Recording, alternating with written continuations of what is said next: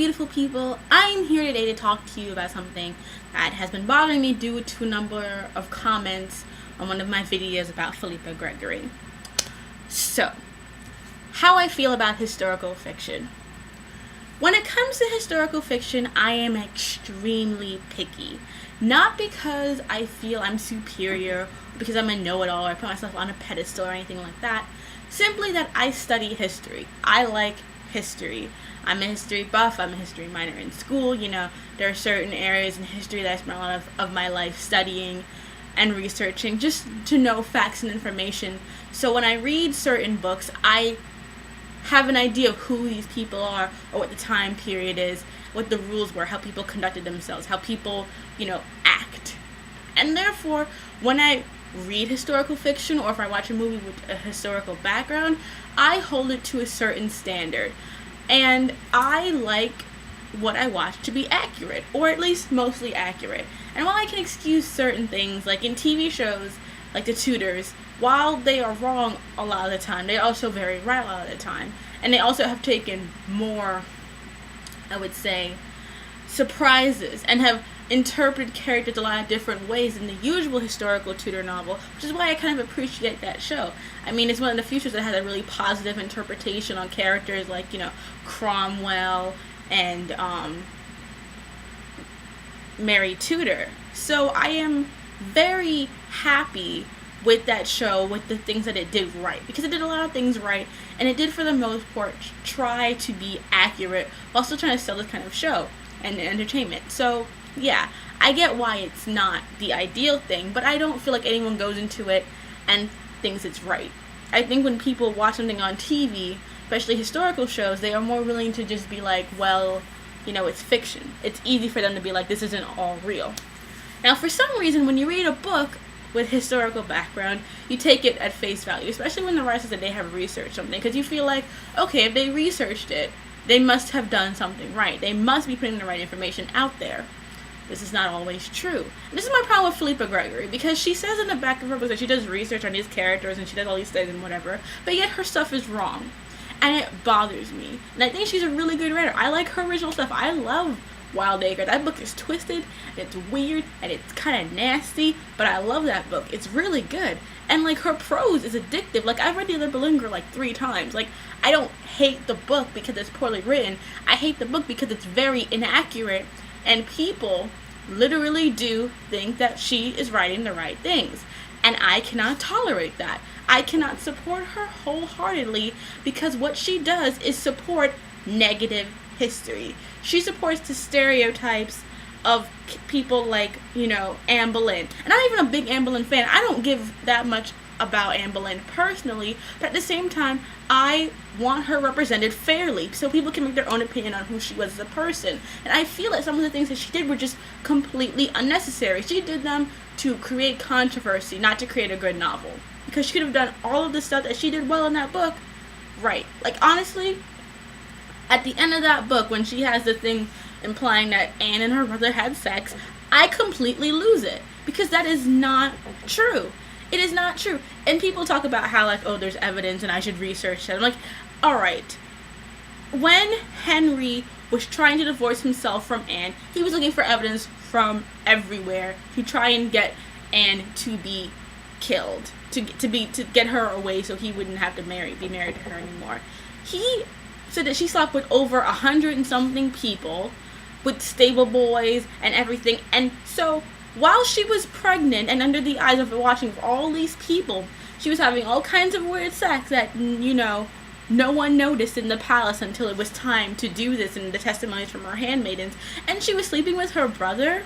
I really not like Anne Boleyn. I think she's a complete and utter bitch. But I don't think that she was sleeping with her brother. That's not in her personality to do that kind of stuff. She knew the risks. She wasn't a stupid woman. She was a backstabber, and she was willing to go to make sacrifices and step on people to get what she wanted, but she would not cross those kind of boundaries because she was a Catholic. She's, considered a Protestant now, but then there was nothing as Protestant. But she was a reformist Catholic. And she would not do that. It was not in her moral code. It does not make any sense in her character for her to do that. I know people say that she was desperate, but her relationship with her brother was fetishized to make it seem incestual by people, by biased testimony, by unreliable testimony. And most historians today dismiss it. So why should I think it accurate? Because that was propaganda put against her and the Protestant Reformation from ages ago. And it is inaccurate, and we should not be spreading that around anymore. We should be encouraging enlightened thinking. And I cannot tolerate her when she does these things. Do I think she's a bad writer? No, I think she just writes stuff historically inaccurate, and it bugs me. And I feel like people who defend her on that aspect are mistaken. If you like the book because you like it and you don't care if it's inaccurate and you want to defend it saying it's fiction, that is fine. You can do that. But don't get mad at me because I am telling you it's historically inaccurate, and because that bothers me in historical fiction.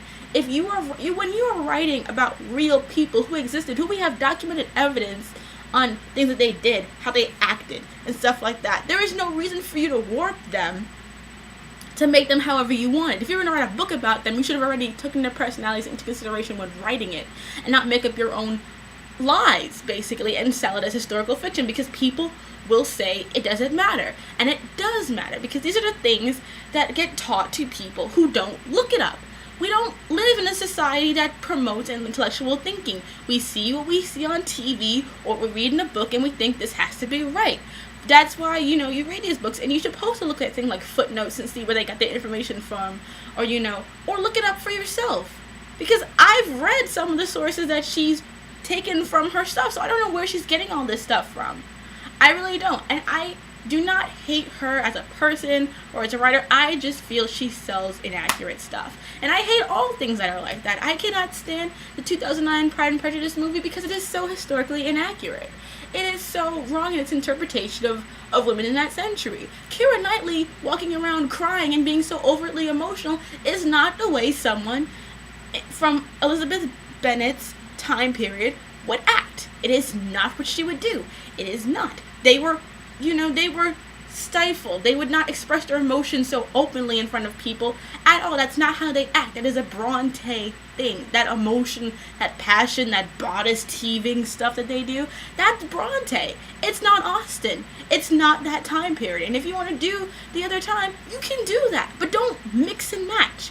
It bothers me. And when I judge historical fiction, I do it with a bias, and I am judgy towards it. And I feel that is my right as a consumer. It is my right to judge things the way I see fit.